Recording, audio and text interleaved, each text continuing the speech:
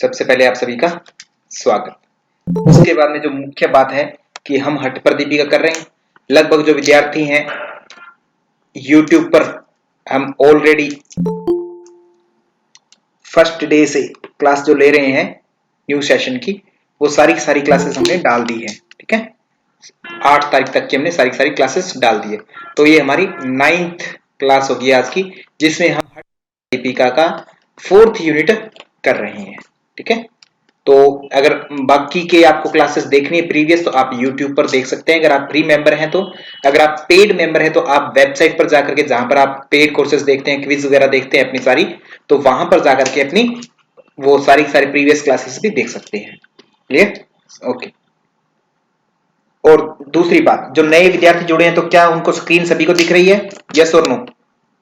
जिसको नहीं दिख रही केवल वो बता दीजिए। जो नए विद्यार्थी जुड़े हैं उन सभी को स्क्रीन दिख रही है? और सबसे पहले एक माफी मांग लेते हैं आपसे कि आज लिंक शेयर करने में थोड़ा लेट हो गया, क्योंकि आज काफी मीटिंग चली थी, वो काफी लेट होने तक की संभावना थी, तो इसलिए मैंने लिंक शेयर नहीं किया। तो खैर वो 7:30 बजे के आसपास संपन्न हुई, तो तुरंत मैंने जितनी जल्दी मैं फ्री हुआ तो आप लोगों को मैसेज किया।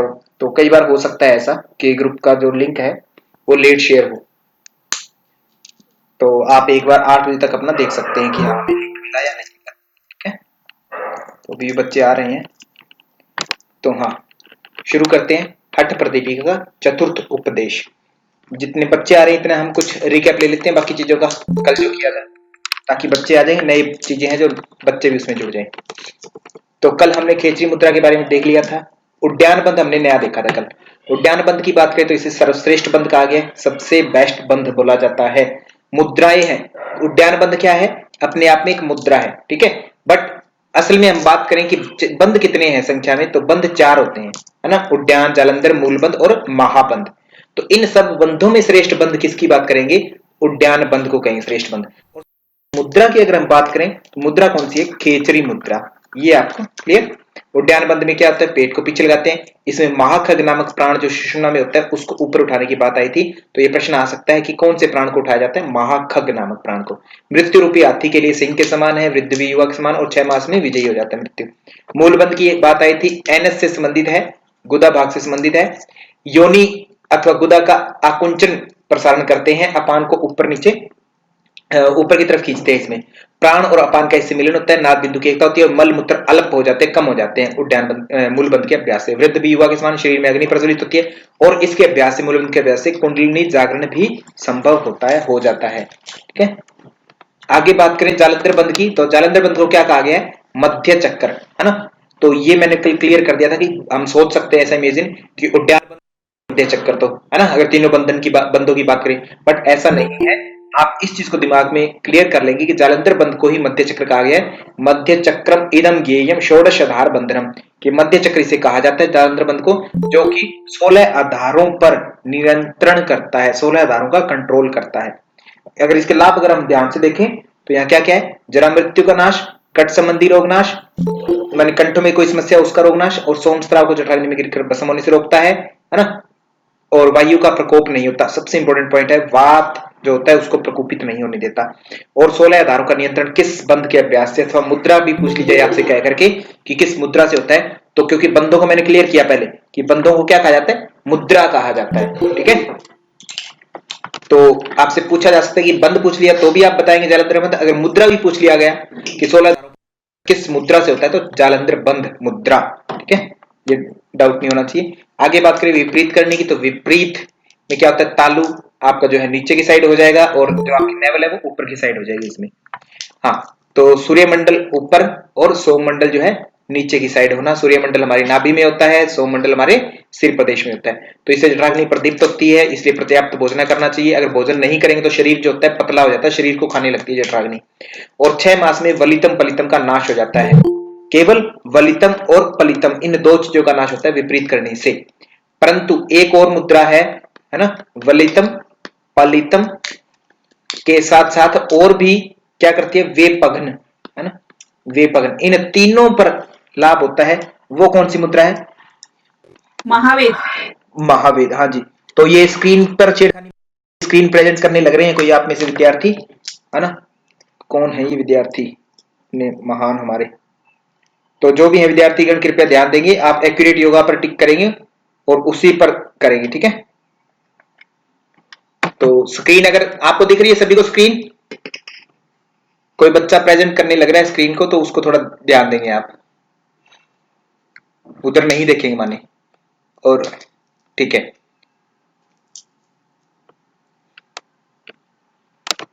आगे मैं बात करूं वलितम पलितम और वेपघ्न ना, वेपघ्न का अर्थ है कंपन। तो इन तीनों पर नियंत्रण कौन करता है? महावेद। तो अब यहां से काफी टाइप के प्रश्न मिल सकते हैं, दोनों मुद्राओं को मिलाकर के प्रश्न पूछे जा सकते हैं। वलितम पलितम के लिए अगर पूछा जाए तो विपरीत करनी और महावेद दोनों ही है, बट अगर क्वेश्चन में वेपघ्न भी जुड़ गया तब आप विपरीत करनी कभी नहीं कहेंगे, महावेद। वलितम पलितम और वेपघ्न, महावेद मुद्रा, ठीक है। उसके बाद में देखिए वज्रोली मुद्रा देखी थी, सहजोली और अमरोली दो होती है। सहजोली में गोबर आदि की भस्म के द्वारा लिंग के द्वारा खींचते हैं। अमरोली में जो नासिका प्रदेश है स्रावित रस होता है उसका पान किया जाता है। शक्ति चालिनी की बात करें तो यहाँ पर कुंडली जागरण करने वाली मुद्रा एकमात्र है शक्ति चालिनी। तो शक्ति चालिनी माने शक्ति माने कुंडलिनी। तो कुंडलिनी के काफी पर्यायवाची थे, कुटिलांगी, कुंडलिनी, भुजंगी, शक्ति, ईश्वरी, भुजंगी, अरुंधति, बालरंडा, है ना। बालरंडा कहां पर बताई कहते? बालरंडा नामक कुंडली कहते, यह विष्णु का परम पद कहलाती है, इसे पूंछ पकड़ करके ही जगाना चाहिए। और कुंडली का जो स्थान है कहते कंध के ऊपरी भाग में बताया जाता है, मूलाधार में, जहां पर एक बित ऊपर मूलाधार से और 4 अंगुल चौड़ा बताया जाता है। और शक्ति चालिनी की बात करें तो इसमें करना कैसे है? वज्रासन में बैठ करके भस्त्रिका कुंभक करना है। भस्त्रिका कुंभक के अंत में क्या होता है? सूर्य नाड़ी के द्वारा पूरक किया जाता है। तो कुंडली जागरण करने वाली मुद्रा है, वज्रासन में बैठ कर ये करना है। वज्रासन का मतलब यहाँ पर क्या था? सिद्धासन। तो मैं फास्ट बोल रहा हूं बच्चों जो नए जुड़े हैं, क्योंकि ये मैं कल करवा चुका हूं, इसलिए मैं जानबूझकर फास्ट कर रहा हूं, है ना, रिकैप लेना है। तो कुंडली जागरण, 72,000 नाड़ी शुद्धि और मृत्यु पर विजय मिलती है इससे। तो इसको लगभग कितना टाइम करना है?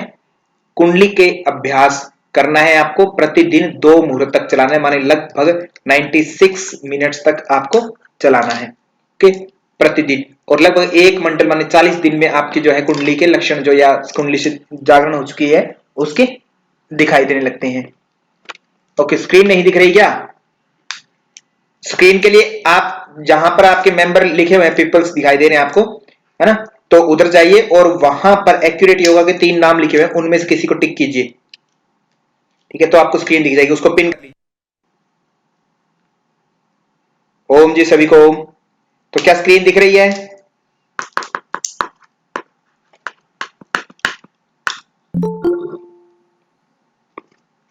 तेजेंद्र जी स्क्रीन दिख रही है आपको? यस सर, दिखती है। ओके ओके, तेजेंद्र जी से पूछ रहा हूं, हमारे बहुत ही मान और आदर सम्मान किए गए श्री तेजेंद्र जी, इन्होंने क्या उसके वाईसीबी सब कुछ क्लियर कर दिया, कोई एग्जाम ही नहीं छोड़ा योगा का जो इन्होंने पास ना किया आज तक। नहीं दिखी तेजेंद्र जी? ओके ठीक है, फिर मैं इसका इलाज करते हैं, आपको सभी को दिख जाएगी फिर से, है ना।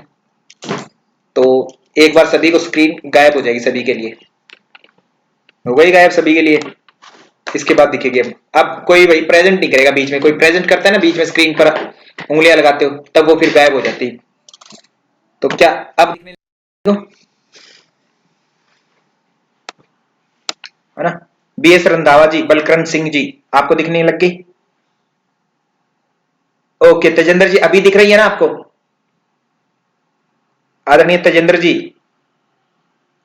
तेजेंद्र जी आप मैसेज मत करना, बाकी सब यस यस कर रहे हैं, आप भी कर दो कुछ, ज्यादा बड़ी स्पेलिंग नहीं लिखी जाती तो वाई लिख दो ओनली, है। ओके ठीक है, तो ये हो गया कल तक का। अब हम आगे करते हैं आज का 8 दिसंबर 2020 का। तो शुरू करते हैं चतुर्थ उपदेश, 4th यूनिट जो है हमारा, शुरू करते हैं।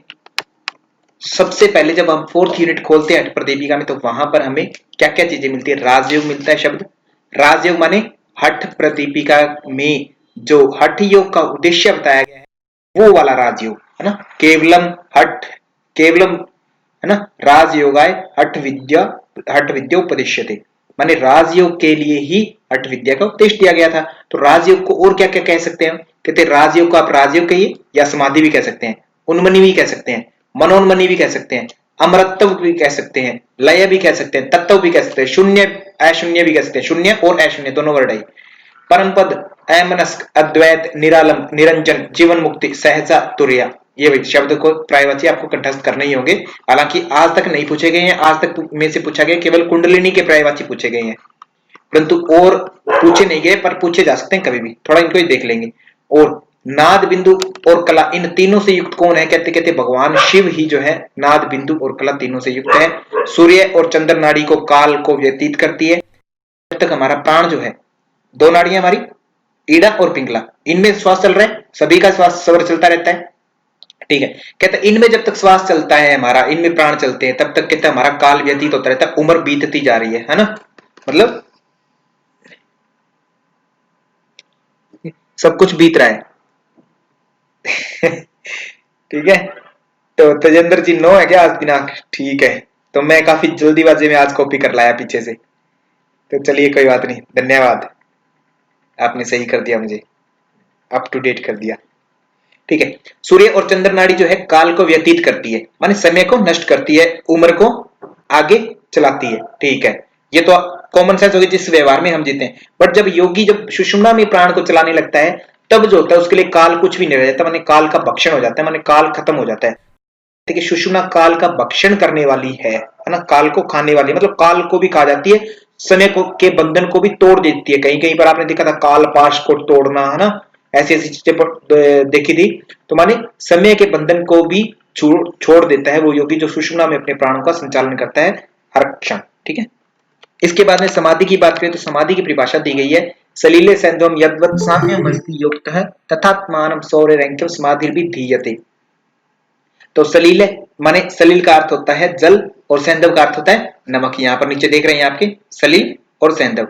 तो जैसे जल से मिलकर के नमक एक हो जाते हैं, वैसे कहते हैं मन और आत्मा दोनों मिलकर के एक हो जाते हैं। तो याद रखेंगे, आपसे ये प्रश्न पूछा जा सकता है कि हठ प्रदीपिका के अनुसार जिस प्रकार नमक और जल मिलकर एक हो जाते हैं, वैसे है ना कौन कौन मिलकर के एक हो जाता है? मन और आत्मा, न कि आत्मा और परमात्मा। ये ध्यान रखेंगे, मन यहां वर्ड यूज किया है, आत्मा और मन। तो ये ऑब्जेक्टिव टाइप से आपके लिए काफी इंपॉर्टेंट बनता है। इसके अलावा अगर आगे देखें, डायरेक्टली अगर बात करें तो कहा है कि मन जो होता है प्राण के रुकने पर, प्राण क्षीण का मतलब है प्राण जब धीरे धीरे होने लगते हैं, प्राणों पर हम नियंत्रण पा लेते हैं कुंभक मुद्रा आदि के अभ्यास से, तब कहता मन जो होता है वो भी रुकने लगता है धीरे धीरे और समाधि की अवस्था में आ जाता है।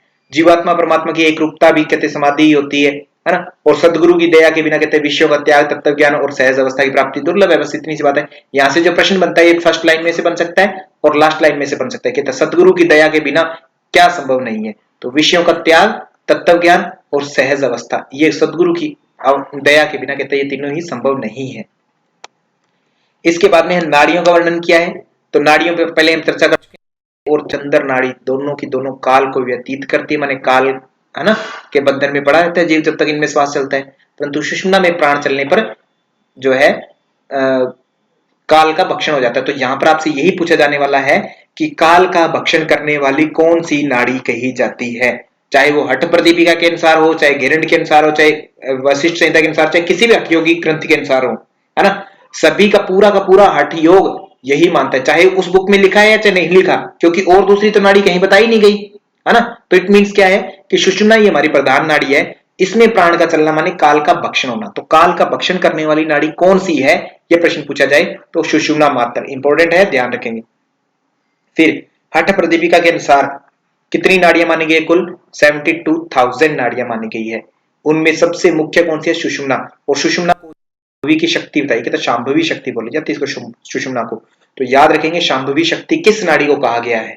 हालांकि शांभवी, मैं फिर बता रहा हूं, शांभवी मुद्रा को भी बोला गया है, शांभवी एक मुद्रा भी है, परंतु शांभवी शक्ति किसको कहा है? सुषुम्ना को कहा है। प्राण को वश में करने से कहते मन, और मन को वश में करने से प्राण वश में हो जाते हैं। माने कि पवनो बध्यते येन मनस्तैनेव बध्यते मनश्च बध्यते येन पवनस्तेन बध्यते। कहता है अगर आपने प्राणों को वश में कर लिया, है ना, कुंभक आदि के अभ्यास से, तो मन अपने आप नियंत्रित हो गया। और मन को अगर वश में कर लिया मंत्रों आदि के अभ्यास से, तो प्राण आपका ऑटोमेटिक वश में हो जाता है। तो कहते मन और प्राण का आपस में घनिष्ठ संबंध है। यहां से भी ये प्रश्न पूछ लिया था कि बताइए प्राणों का संबंध किसके साथ सबसे ज्यादा है हठ प्रदीपिका के अकॉर्डिंग? तो मन के साथ है, ऑब्वियस सी बात है। फिर आगे देखें चित्त प्रवृत्ति। कहता जो चित्त होता है हमारा अलग अलग विषयों में भागता है, अलग अलग चीजों को पाने की सोचता है ना, हर चीज में करने की सोचता है, इच्छाएं होती है बहुत सारी। कहते वो क्यों होती है? कहते वो दो चीज के कारण होता है, वासना और प्राण। कहता है प्राण और वासना important, very very very important. आपको किसी भी ग्रंथ के अकॉर्डिंग पूछे प्रश्न ये चाहिए, कोई भी ग्रंथ हो सकता है, वो आपका हो सकता है वो ये कह दे कि उस उपनिषद के अनुसार बताओ, फला फला ग्रंथ के अनुसार बताओ, कुछ भी। तो ये चित्त प्रवृत्ति के कारण जो है हमेशा आपको दो ही मिलेंगे, ये ध्यान रखेंगे। कौन से? वासना और प्राण। कहीं कहीं पर हो सकता है प्राण को लिख दिया समीर वर्ड, है ना, समीर कह दिया, कहीं कहीं समीर का अर्थ प्राण ही होता है, ठीक है। वासना का यहां पर कई बार लिख दिया, वासना की जगह लिख सकते हैं आपको कि चंचलता, है ना, इच्छा लिख सकते हैं, है ना, ये भी लिखते हैं, इच्छा मतलब वासना ही है। तो मेन वर्ड जो आपको मिलने हैं वासना और प्राण, यही एग्जैक्ट मिलने वाले हैं, ठीक है। तो अब इसमें मैं आपको समझाना चाह रहा हूं, जो मेन बात इधर ध्यान देंगे, नीचे श्लोक में देखेंगे, कहते हेतु द्वयम तु चित्तस्य वासना च समीरण है। कहते चित्त के हेतु कारण कहते दो ही है प्रवृत्त होने के। कौन कौन सा? एक तो वासना और एक समीर, है ना। समीर माने वायु, वासना और समीर वायु, समीर वासना और जो आपका प्राण है, वो दो ही चीजें हैं चित्त की प्रवृत्ति में। ये आप क्लियर कर लेंगे इस चीज को। तो इंपॉर्टेंट है, प्रश्न आ सकता है ना, कभी भी पूछा जा सकता है। इनके कारण ही इंद्रिय व्यापार चलता है, इंद्रिय व्यापार चलता है माने जो हमारा मन है वो चित्त जो है अलग अलग विषयों में भटकता है। वासना और प्राण, इन चीजों दोनों को नोट कर लीजिए। चित्त प्रवृत्ति के केवल दो कारण बताए हैं। पहला प्रश्न यह बनेगा कि चित्त प्रवृत्ति के कितने कारण बताए गए हैं? कौन? दो। कौन कौन से बताए गए हैं? वासना और प्राण, दो कारण बताए गए हैं। ये कहता एक नष्ट हो जाएगा तो दूसरा भी नष्ट हो जाएगा। कहता प्राणों को कंट्रोल में कर लीजिए तो वासना कंट्रोल में हो जाएगी, वासना कंट्रोल में करेंगे तो प्राण कंट्रोल में हो जाएगी। वासना का मतलब है इच्छाएं, चंचलता मन की, जो पाने की जो लगी रहती है ना, वो वाली। तो अगर दोनों के दोनों नष्ट हो गए तो क्या होता है? मोक्ष पद की प्राप्ति हो जाती है। तो ये एक एक चीज इंपॉर्टेंट है। सबसे पहला प्रश्न, चित्त प्रवृत्ति के कितने कारण है? दो। दो कौन कौन से है? वासना और प्राण, ठीक है। अगर ये दोनों नष्ट हो जाए तो क्या होगा? मोक्ष पद की प्राप्ति होगी, है ना। तो ये ध्यान रखेंगे। आगे अगर बात करें मन और लय, तो मन कहा है, कहते मन और प्राण कहते उसी प्रकार साथ साथ रहते हैं हमेशा, दूध और पानी। तो ये मैं बार बार ये लाइन रखी है, मतलब ये बताने का है कि प्राण और मन का संबंध सबसे नजदीकी बताया जाता है हठ प्रदीपिका में। मन की स्थिरता से प्राण स्थिर हो जाएगा। प्राण अगर हम कंट्रोल कर लेंगे तो उससे क्या होगा? हमारा बिंदु नियंत्रित हो जाएगा। तो अगर कंट्रोल कर लिया तो उससे शरीर में शक्ति और स्थिरता आ जाती है, ठीक है। और सबसे इंपॉर्टेंट ये लय, लय कहते क्या है? लय का लक्षण क्या है? विषयों की विस्मृति ही लय है। लय माने जो बाहर का एनवायरमेंट है, माने जो एक तत्व है ना, हम माने सोल, हम अपनी बात करते होते हैं हमेशा कि जो छोटी चीज है उसका बड़े अंश के साथ में तादात्म्य में बैठा जाना, एक हो जाना, एकत्व की जो स्टेट है सब पूरे के पूरे साथ ब्रह्मांड के साथ, है ना।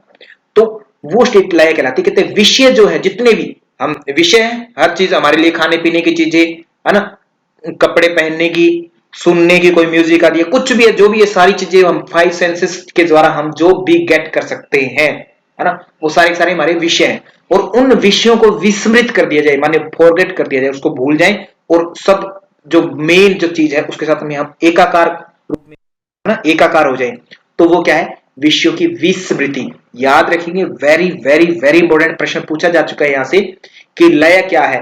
विषयों की स्मृति या विषयों की विस्मृति। तो बहुत बार विद्यार्थियों को लगता है विषय स्मृति होगी तब अच्छा रहेगा, पॉजिटिव लगता है, परंतु यहाँ योग की भाषा में विस्मृति, है ना, कि विस्मृति माने आपको विषय याद ही ना रहे, विषयों से दूर हट जाना, विस्मृति वर्ड है। तो लय का लक्षण क्या है? विषयों की विस्मृति। और श्री आदिनाथ ने कितने लय बताए? 1.25 करोड़ लय बताए। हठ प्रदीपिका में कितने बताए? 1.25 करोड़ प्रकार के लय बताए हैं श्री आदिनाथ ने, ठीक है, 1.25 करोड़।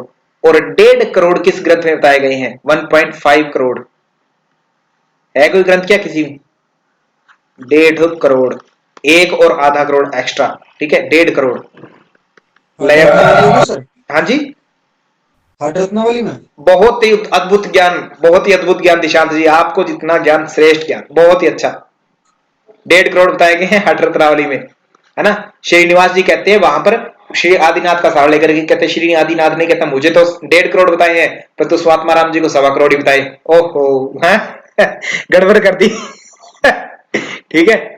तो वही ऐसे मैंने कहा था ना कि हठ प्रदीपिका की आलोचनात्मक टीका कौन सी है? हठ रत्नावली है। तो वो जहां पर भी उनको कमी दिखाई पड़ती है ना स्वामी स्वात्माराम के ग्रंथ में, तो वो उसको पूर्ति करने की कोशिश करते हैं, ठीक है। तो हठ रत्नावली में 1.5 करोड़ बताया, मतलब हल्का सा और जोड़ दिया इन्होंने। और यहां कहा कि 1.25 करोड़ लय हैं और नादानुसंधान उनमें से सबसे प्रमुख है। तो सबसे श्रेष्ठ लय हम पहले बात कर चुके हैं, सबसे श्रेष्ठ मुद्रा केचरी थी, आसन सिद्धासन था, में बात करें तो उद्यान बंद था, और लयों में श्रेष्ठ की बात करें तो नादानुसंधान था।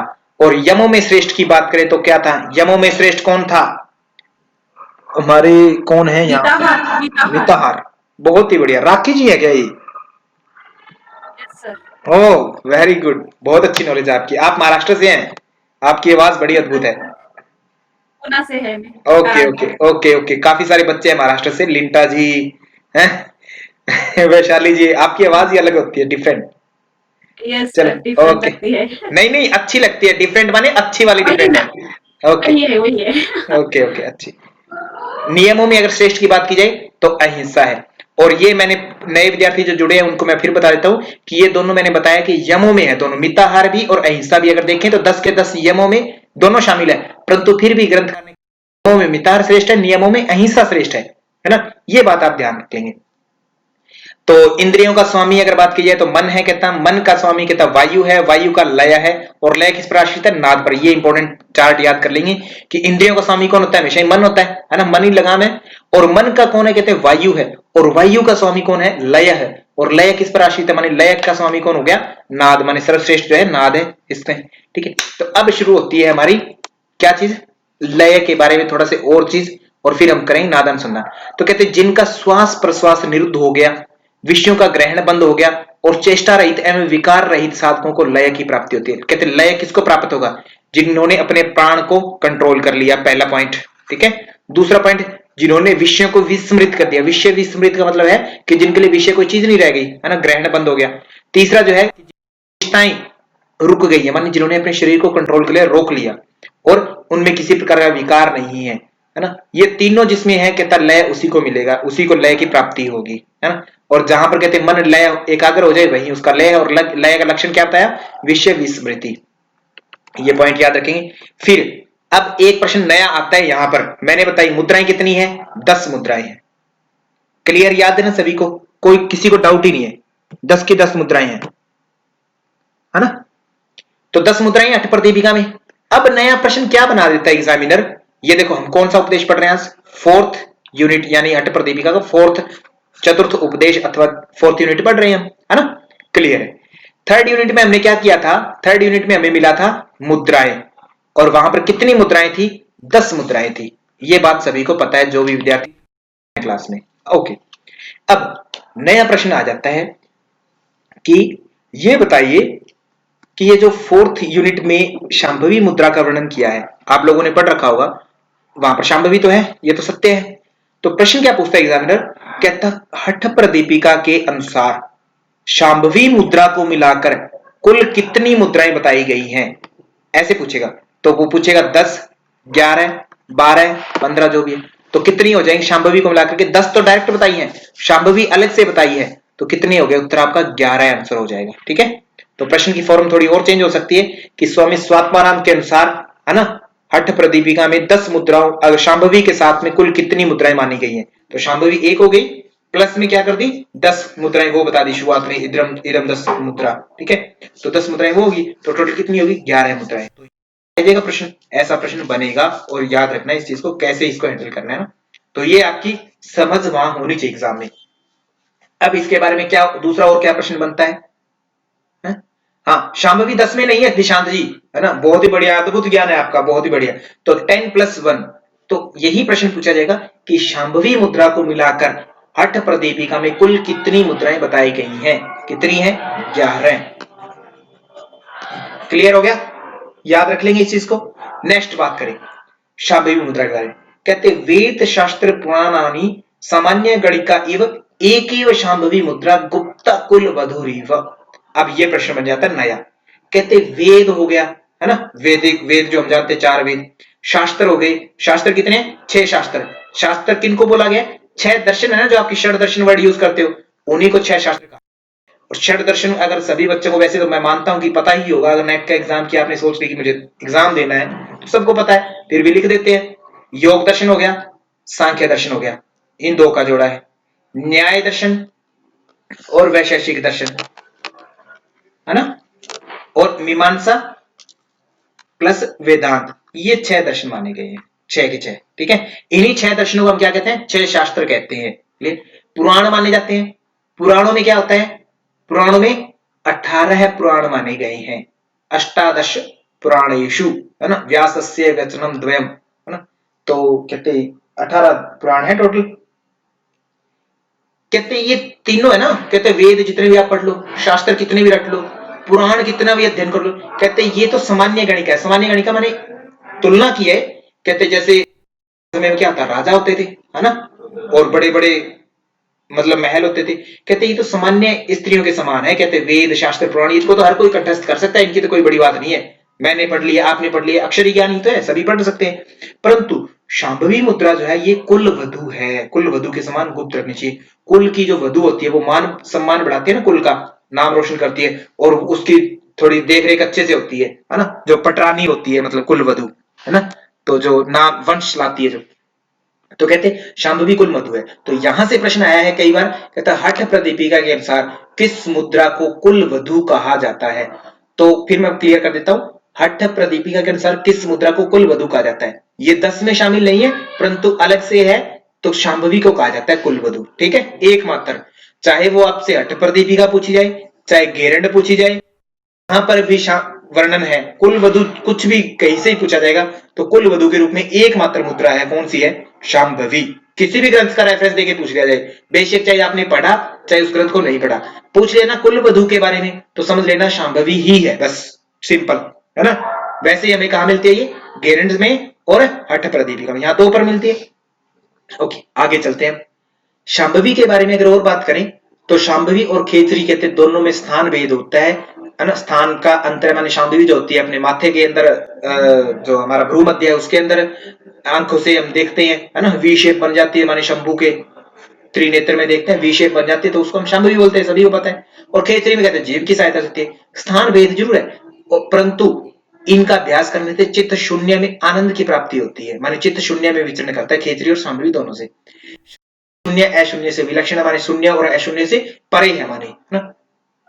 और सबसे इंपॉर्टेंट पार्ट यहां पर, यह प्रश्न आना है कभी भी आ जाए, कहता जब तक योग निद्रा की प्राप्ति नहीं हो जाती तब तक खेचरी का अभ्यास करना चाहिए। जब तक योग निद्रा की प्राप्ति नहीं हो जाती तब तक खेचरी का अभ्यास करना चाहिए, ये इंपॉर्टेंट पॉइंट है। तो यहां पर ध्यान देंगे, योग निद्रा वर्ड यूज किया, योग निद्रा का मतलब यहां पर है समाधि की स्टेट। ठीक है, परंतु आप वर्ड समाधि याद नहीं रखेंगे, बिल्कुल नहीं याद रखेंगे। क्या याद रखेंगे? योग निद्रा। तो आपसे प्रश्न पूछा जाएगा कि किसकी प्राप्ति होने तक खेचरी मुद्रा का अभ्यास करते रहना चाहिए या कब तक करना चाहिए? योग निद्रा की प्राप्ति होने तक। ठीक है, तो वेरी इंपॉर्टेंट डिफरेंट पॉइंट है ये, इसको नोट कर लेंगे आप। ठीक है, तो ये प्रश्न पूछा जा सकता है, क्योंकि यहां से अगर मैं बात करूं, यहां से इतने 2 श्लोक है ये, इनमें से ये पूछा जा चुका है, कुल वधु ही पूछा गया, है ना, शांभवी मुद्रा से कुल कितनी मुद्रा है? 11, ये भी पूछा जा सकता है, अभी पूछा नहीं गया है। और ये भी पूछा जाएगा आगे कि खेचरी की कब तक अभ्यास करना है? योग निद्रा की प्राप्ति तक खेचरी का अभ्यास करना है। ठीक है, तो नीचे रेफरेंस देख सकते हैं आप, है ना, रेफरेंस के साथ देख सकते हैं, यहाँ पर श्लोक मिला सकते हैं, सुखदेव जी, है ना। आगे बात करें, खेचरी कहते खेचरी जो मुद्रा है, कहता इस मुद्रा में उन्मनी अवस्था भी उत्पन्न हो जाती है, अंत में जाकर योग निद्रा की प्राप्ति नहीं होती तब तक खेचरी का अभ्यास करना चाहिए, और योग निद्रा जब प्राप्त हो जाता तब तक कहता काल आदि भी नहीं रहता। तो सिंपल यही प्रश्न है इसमें मेन, और केवल योग निद्रा की प्राप्ति तक खेचरी का अभ्यास करना चाहिए। अब ज्ञान मन है, जो कुछ भी जाना जाए कहता है ज्ञान की वस्तु है, ज्ञान मन कहलाता है। यहां पर सबसे इंपॉर्टेंट जो आपका पार्ट है अब शुरू होता है, नादानुसंधान ग्रंथ से है। हर बार लगभग इससे प्रश्न आया है, 2020 को छोड़ करके इससे पहले हमेशा ही प्रश्न आया है, इन फ्यूचर फिर रिपीट होगा, आएगा, क्योंकि ये मेन टॉपिक है आपका। तो नादानुसंधान से प्रश्न आता है, हठ प्रदीपिका में नादानुसंधान का वर्णन किसके शब्दों में किया गया है? गोरक्षनाथ के शब्दों में, माने गोरक्षनाथ के अनुसार यहां वर्णन किया गया है नादानुसंधान का। तो गोरक्षनाथ के शब्दों में क्या कहा गया है? कहता नादानुसंधान है क्या, पहले तो ये जान लीजिए। नादानुसंधान में 2 वर्ड है, नाद प्लस अनुसंधान। नाद का मतलब कोई ध्वनि, अनुसंधान माने अनु में भी दो वर्ड है, अनु प्लस संधान। अनु का मतलब बाद में होता है वैसे, या इसको कहे अनुकरण करना, है ना। अनुकरण करना माने पीछे पीछे चलना।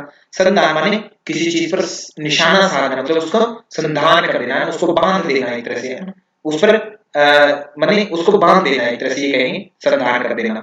ठीक है, तो ये कोई ध्वनि विशेष है, कहता उसका पीछा करते हुए, कहता उस पर अटक जाना, एक तरह से इसका अर्थ निकाले हम, है ना, उसका पीछा करना कंटिन्यू, कहता वो नादानुसंधान है। ठीक है, नादानुसंधान बोले तो कहता नाद जो आपके शरीर में, आपके अंदर अनेक सेल काम कर रही है, ब्लड फ्लो हो रहा है, हार्ट बीट हो रही है ना, आपके डाइजेशन भी हो रहा है। कई बार तो हम डाइजेस्ट पेट में होता है तो हमें आवाज भी सुनाई दे जाती है पेट में से कि हाँ भी तेरा पेट आवाज कर रहा है ना। कई बार पेट क्या सिर लगाते किसी और के, कान लगाते तो सुनाई दे देता है। तो ऐसी स्थिति हर चीज हमारे शरीर में हो रही है, कारखाना है पूरा पूरा, और उसमें से एक ध्वनि भी उठती है, ऑब्वियस बात है, जो हमें सुनाई नहीं देती सामान्य अवस्था में। परंतु जब हम विशेष रूप से योगा, हमारे कर्ण इंद्रिय जो है वो अत्यधिक अधिक शक्तिशाली हो जाते हैं, जिसके कारण है हर चीज को ग्रहण करने में सक्षम हो जाती है। तो वही क्या है नादानुसंधान, उसकी हायर स्टेट है ना। तो तब वो जो सुनाई देता है मिक्स होकर के, उसको हम बोलते हैं नाद, अंदर से उठता है, कहता नाद, कहता उस नाद को सुनने का प्रयास करना चाहिए, वही नादानुसंधान है। नादानुसंधान में कहा है कि मुक्तासन में बैठकर शांभवी मुद्रा में, मुक्तासन में बैठकर शांभवी मुद्रा में दाहिने कान से शरीर के अंदर होने वाली ध्वनि को सुनना चाहिए। तो यहाँ पर प्रश्न में पहले बता देता हूँ, अठ प्रदीपिका के अनुसार कहा है कि मुक्तासन में बैठना है, शांभवी मुद्रा में दाहिने कान से शरीर के अंदर पैदा होने वाली ध्वनि को सुनने का प्रयास करना है, शरीर के अंदर को, है ना। तो ये बता दिया मैंने, अंदर वाली ध्वनि कौन सी, जो भी हमारे शरीर के अंदर कार्य हो रहे हैं, क्रियाएं हो रही है, वही ध्वनि अंदर वाली। मुक्तासन में बैठना है। यहाँ पर मुक्तासन का अर्थ क्या है, अठ प्रदीपिका में फिर बता रहा हूं मैं, सिद्धासन के 3 नाम लिए हैं, है ना। सिद्धासन की क्या, वज्रासन, मुक्तासन और गुप्तासन, ये 3 नाम दिए। ठीक है, अब यहां पर आप ध्यान दें कि आपको 2020 का जिन्होंने पेपर दिया है, तो आपसे डायरेक्ट ये पूछा गया था कि शक्ति चालन मुद्रा का अभ्यास किसमें करना चाहिए, किसी ग्रंथ आदि के अनुसार नहीं पूछा, सिंपल पूछा था, तो सिद्धासन में करना चाहिए। सभी जगह सिद्धासन यूज किया जाता है, क्योंकि वज्रासन को सिद्धासन कहा गया है।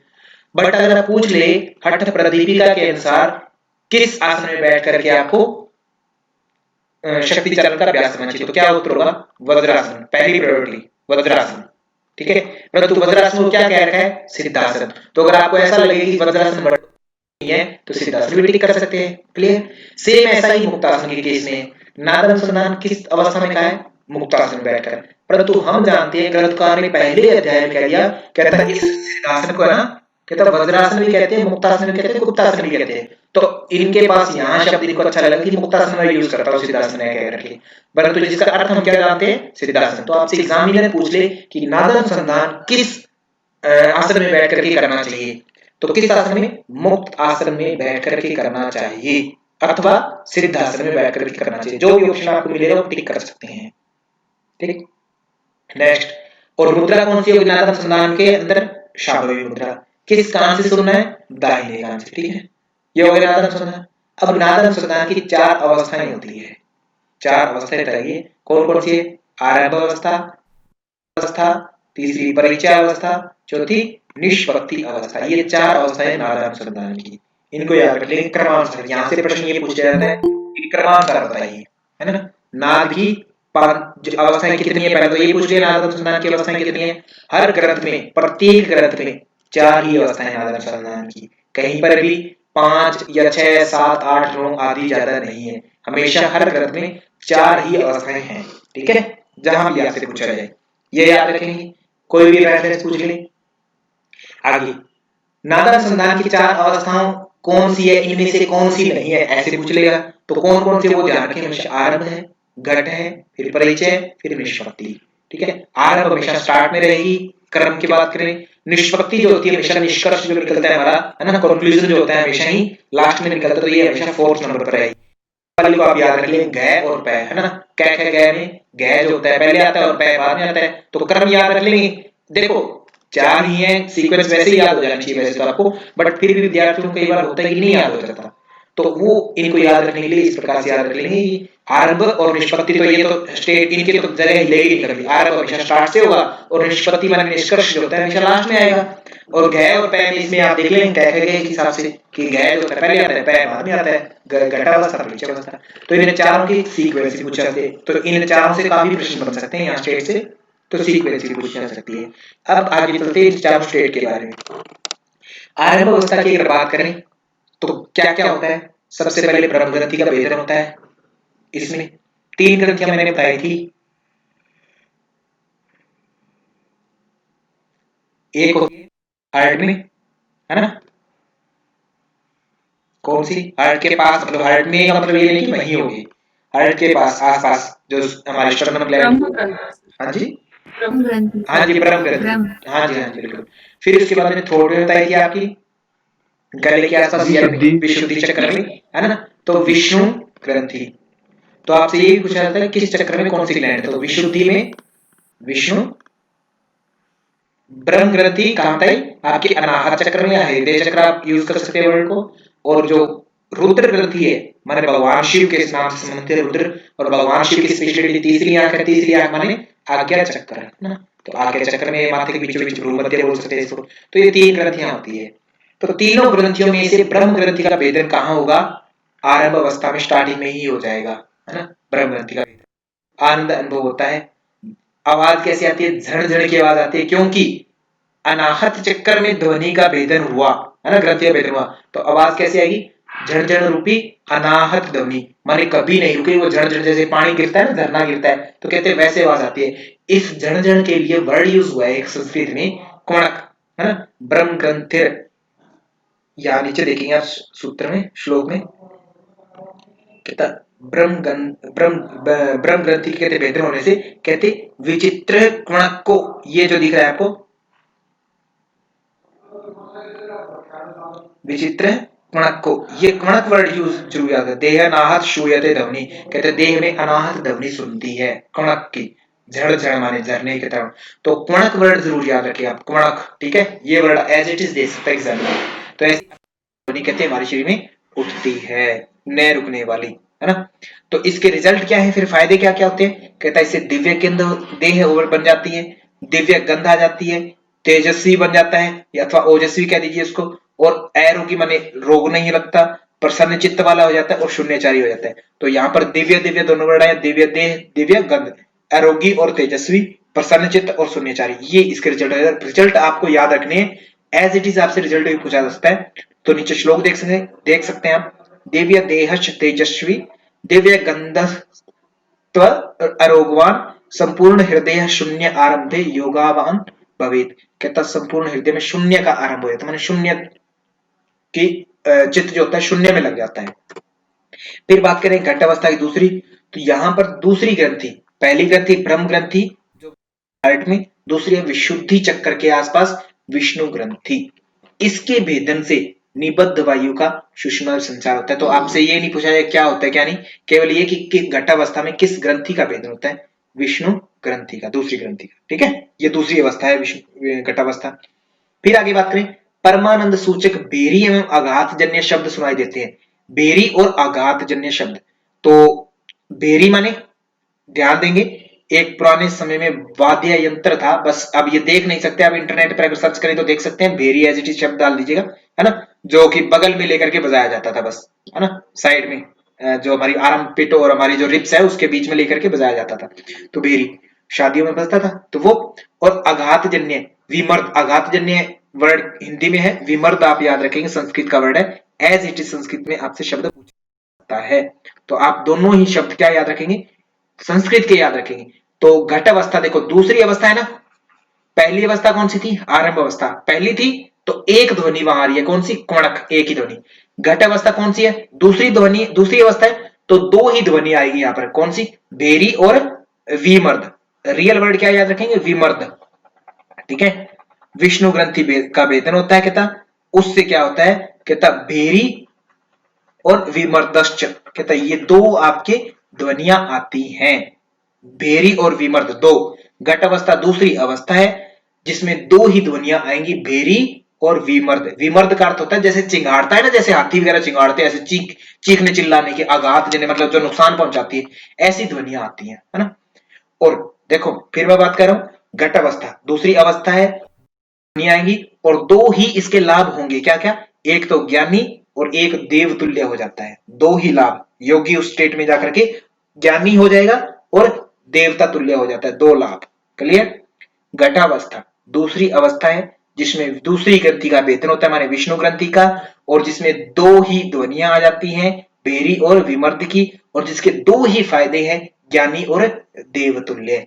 क्लियर, कोई डाउट नहीं इसमें। नेक्स्ट, परिचय अवस्था।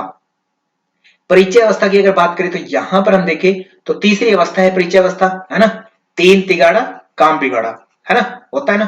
तो तीन तिगाड़ा काम बिगाड़ा माने इसमें कोई ग्रंथि का भेदन नहीं होगा, है ना, इसने काम बिगाड़ दिया तीसरी ने, तो कोई ग्रंथि का भेदन नहीं होगा यहाँ पर।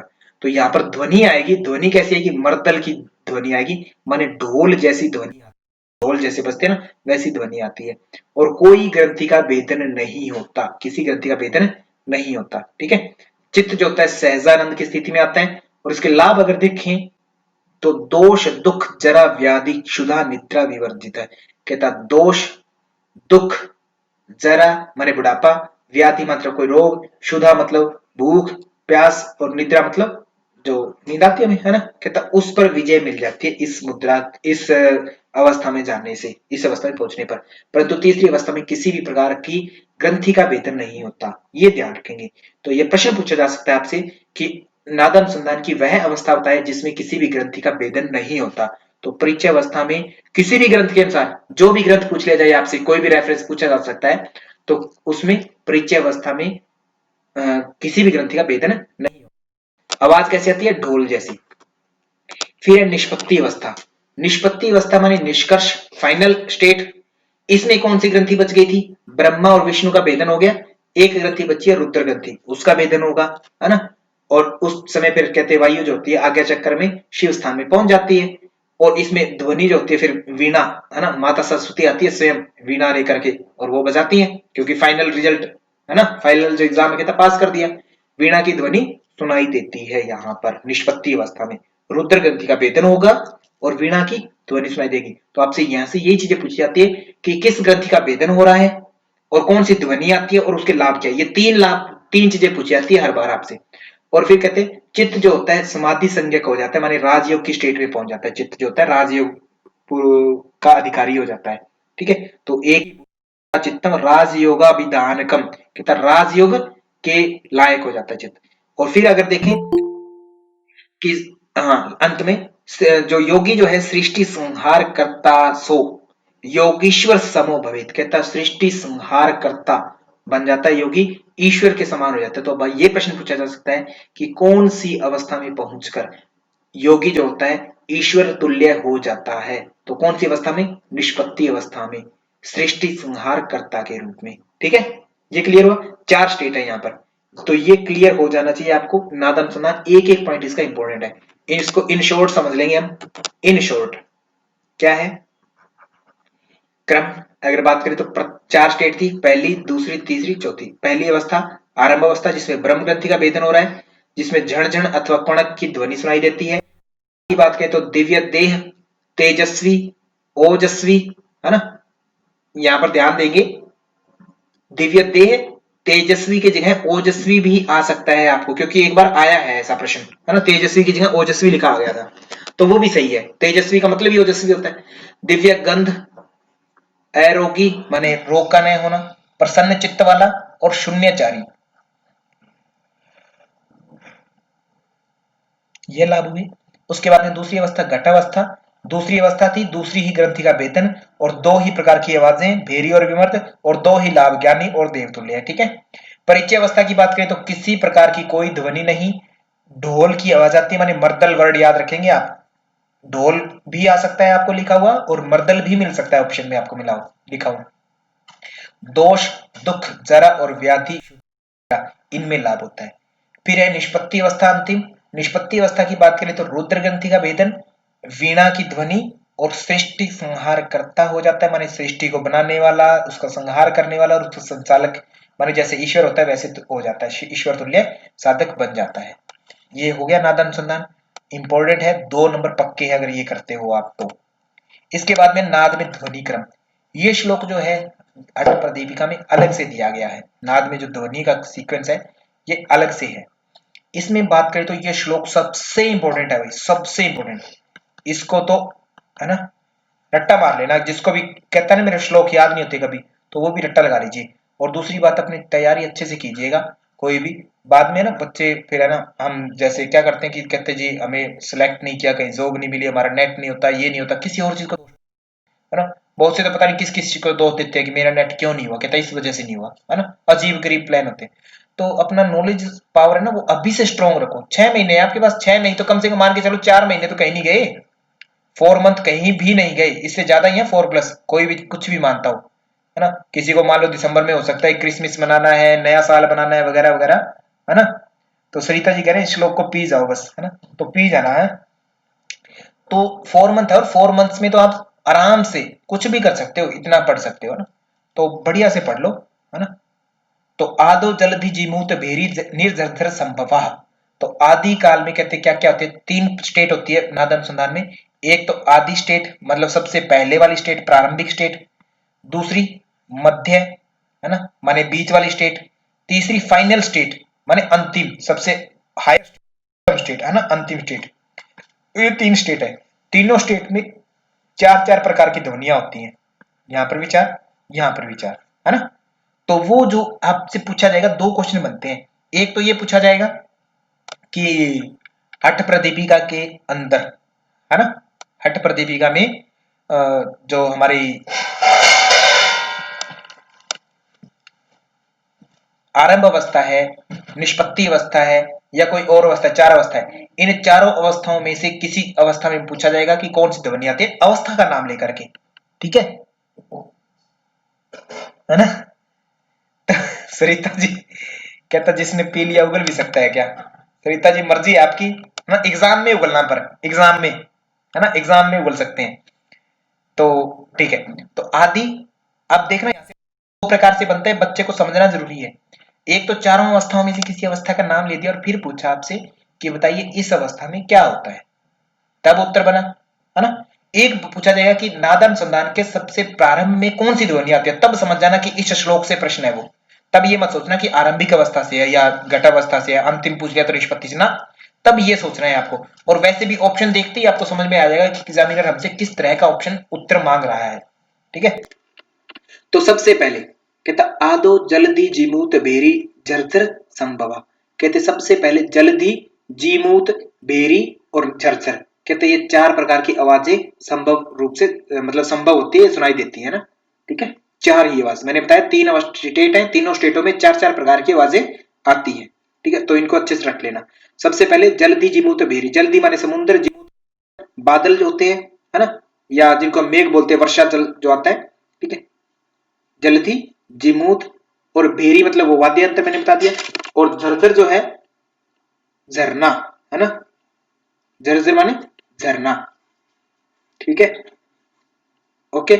सबसे पहले जलधि, जीमूत, भेरी, झरझर, चारों आवाज। फिर मध्य की बात करें, दूसरी बात में कहते मर्दल माने ढोल की ध्वनि, फिर शंख, फिर घंटा, फिर काहल, जस तथा।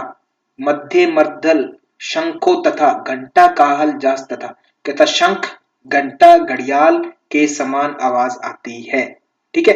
ढोल, मर्दल माने ढोल, ठीक है, ये 4 आवाज आती है। अंत में कहते अंते तो किंकिणी वंशी वीणा भ्रमर निस्वना, तो अंत में कहते किंकिणी माने छोटी एक घंटी होती है जो मंदिर आदि में बजाते हैं, बिल्कुल पर्सनल जो मंदिर होता है ना, उसमें छोटी सी घंटी लेकर बजाते रहते हैं, या बच्चों के गले में डाल देते हैं, है ना। बचपन में जब बच्चा होता है चलना ही सीखता है तो उसके हम कड़े भी डाल देते हैं, पैरों में छोटे छोटे बिछिए डाल देते थे वो पंजेब टाइप में, और गले में भी कुछ डाल देते हैं, तो उनको हम बोलते हैं किंकिणी। लिंटा चौधरी जी 4 अवस्थाएं दी गई हैं क्या, नादानुसंधान वर्ड भी तो लिखा गया है एग्जाम में उसमें। और फिर मैं बता देता हूं आपके, है ना, कि अगर पहले दिन भी बताया था, आदरणीय लिंटा चौधरी जी के लिए स्पेशली, जो कि महाराष्ट्र से है शायद, उनके लिए फिर से हम अनाउंसमेंट कर देते हैं, और बाकी बच्चों के लिए अनाउंसमेंट।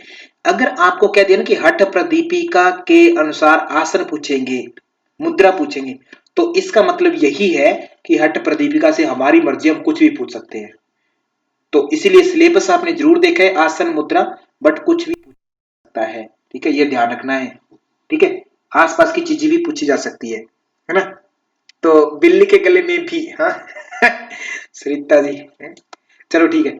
तो अंत में क्या है, किंकिणी माने छोटी घंटी, वंशी माने वेणु जो भगवान श्री कृष्ण वाली है ना, और वीणा माता सरस्वती के हाथ में होता है जो वीणा वो, और भ्रमर गुंजन माने भंवरा जैसे गुंजन करता है, भ्रामरी प्राणायाम जब हम करते हैं वैसे कहते हैं ये चार आवाजें आ सकती है ना। तो ये चार चार आवाजें आ सकती है। तो ये सबसे पहले कौन सी आती है, जल दीजिए मुतबेरी, इनकी हिंदी भी पता होनी चाहिए और संस्कृत वर्ड भी एज इट इज पता होना चाहिए। और मध्य में शंख घंटा काहल माने घड़ियाल अथवा काहल, और सबसे पहले मर्दल, और अंत में किंकिणी, वंशी, वीणा और भ्रमर गुंजन, ये चार चार प्रकार की आवाजें सुनाई दे सकती हैं। इसके बाद में उन्मनी अवस्था है, शांभवी और खेचरी मुद्रा कहता उन्मनी अवस्था की सहायक उन्मनी अवस्था, जो राजयोग है ना, ठीक है, उसी का पर्यायवाची वर्ड है उन्मनी, है ना, मनोन्मनी उन्मनी दोनों। तो ये ध्यान रखें, हायर स्टेट है कॉन्सिस्टेंस की। तो चित्त कहता शून्य में जो होता है विचरण करता है, और एक जो लास्ट में वर्ड यूज किया है कहता चित्त रूपी बीज, हठ रूपी भूमि और वैराग्य रूपी जल से उन्मनी कला जो होता है शीघ्रता से बढ़ती है ना, माने चित्त रूपी।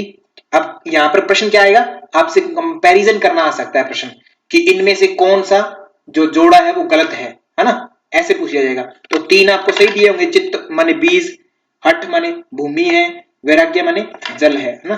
तो इससे कहता है जो आपकी उन्मनी स्टेट है वो जल्दी से मिलेगी आपको, हायर स्टेट जो होती है वो जल्दी मिलेगी।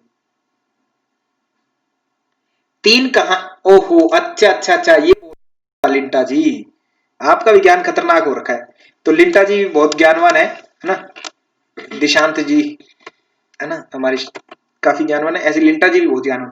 तो तीन स्टेट लिंटा जी यहाँ है ना, देखो चार स्टेट आपको मैंने करवा दिए पहले, ये चार स्टेट आदरणीय लिंटा जी स्पेशली ध्यान देंगे, आरंभ अवस्था, घटावस्था, परिचय अवस्था, निष्पत्ति अवस्था, ये चार स्टेट भी याद करनी है आपको, है ना चारों। और प्लस में आपको ये अलग से श्लोक दिया गया है हठ प्रदीपिका में, अलग से श्लोक है फोर्थ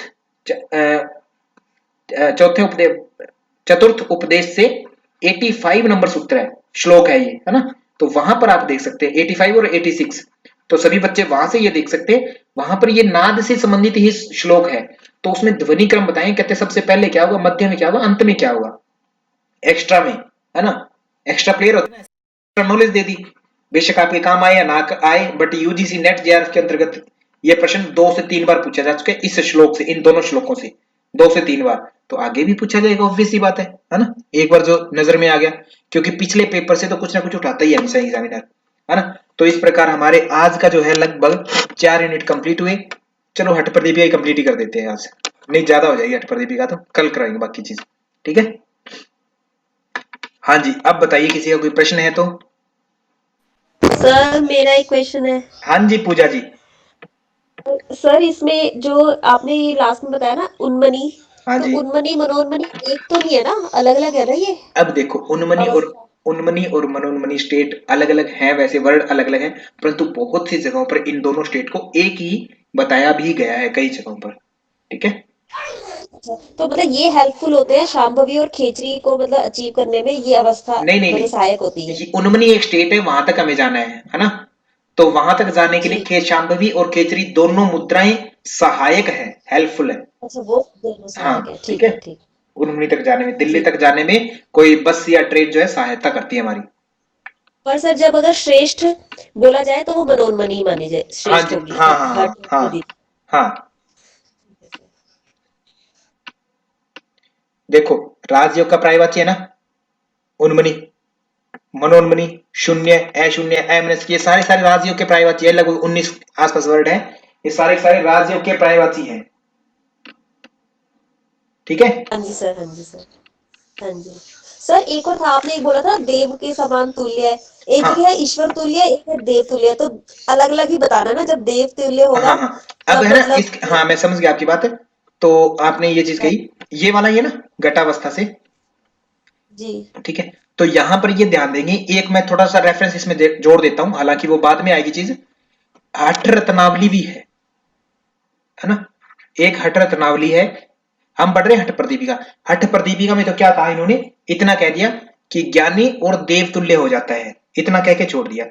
बट जब हठ रत्नावली में स्वामी श्रीनिवास जी है ना, श्रीनिवास भट्ट जी, उन्होंने क्या किया, इस श्लोक को कंप्लीट किया। कहता कुछ खाली रह गया, इसको कंप्लीट करते हैं। कहता देव नहीं कामदेव लिखो, कहता कामदेव के समान हो जाता है, कामदेव के समान हो ठीक है जाता सर। है। ठीक है, ओके।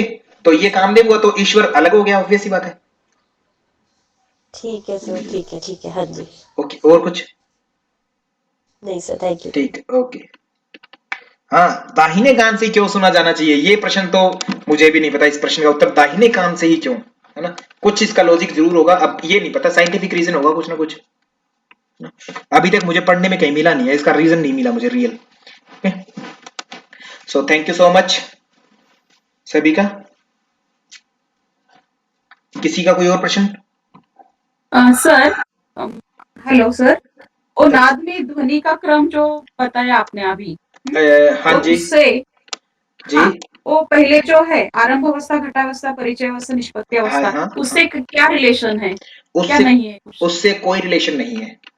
ओके सर, ओके ठीक है, सर, उसके आगे श्लोक दिया गया है, बस एक्स्ट्रा में बताया गया है ये। Okay sir. ठीक है, अभी किसी सर और? सर एक छोटा सा और बस।